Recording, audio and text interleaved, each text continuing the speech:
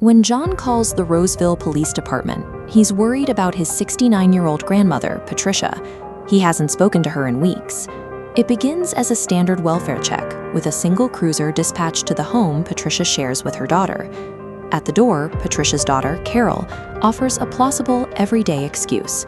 She tells the officers that Patricia is safe, but she's staying with her sister to avoid a messy financial dispute with John. John's counterclaim is far more alarming. He tells investigators that Carol is a habitual liar who has been draining Patricia's bank accounts for months.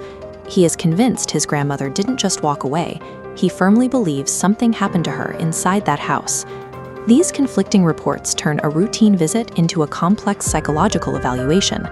Officers have to determine if they are witnessing a petty family grudge or the early stages of a murder investigation. The police start by testing Carol's first alibi. They contact Patricia's sister, who tells them the exact opposite of Carol's story. She hasn't seen or spoken to Patricia in over 5 years. When confronted with this lie, Carol immediately shifts her story. She now claims Patricia is currently at the doctor's office receiving a B12 injection for a medical condition. This timeline tracks the disintegration of Carol's narrative. Officer Pelt calls the clinic and learns that Patricia is not there.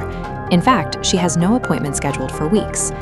While the physical search for Patricia hits these dead ends, her digital footprint remains active. Her phone continues to send messages to the family claiming she is fine, confirming for police that someone is actively forging her communications to simulate life.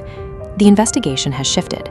With Patricia's location proven false and her messages proven fake, detectives focus on the only person who could be orchestrating the silence, the daughter. Detectives are certain the truth is inside the house, but Carol refuses to let them in. She stands on her constitutional right to deny a search, creating a legal stalemate. The stalemate breaks when police speak to Ricky, Carol's live-in boyfriend. Because he is a resident, he can legally grant consent to search areas of mutual access. This includes shared spaces, like the backyard and the garage, bypassing Carol's refusal. With his permission, investigators head straight for the garage to see what she's been hiding.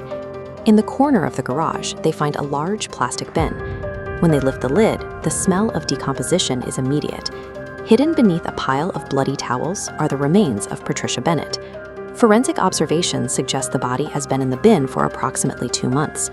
This confirms that Patricia was killed at the very beginning of her disappearance, proving the cover-up began the moment she stopped answering her phone in November. This discovery overrides every digital layer of the facade. While Carol successfully forged texts for weeks, the physical reality of the garage exposes the true cost of her silence. Carol is arrested and taken to the station. Realizing the body has been found, she drops the Missing Person Act and adopts a new, highly emotional strategy for the detectives. She claims she heard a home invader and ran down the hallway with a gun. In the dark, she says she tripped over a pair of shorts and the gun accidentally went off, hitting her mother, who was sleeping on the couch. Detectives sit back and let her talk. They encourage her to provide every detail of this accident, letting her lock herself into a specific, unchangeable timeline of events. Once Carol is committed to her story, the detectives introduce the autopsy results. The medical examiner found 3 deep, fresh puncture wounds in Patricia's neck, injuries that have nothing to do with the gunshot. These stab wounds shatter the defense. They prove Patricia wasn't the victim of an accident, but was killed in an intentional, close-quarters struggle. This strategy weaponizes the suspect's own narrative against them.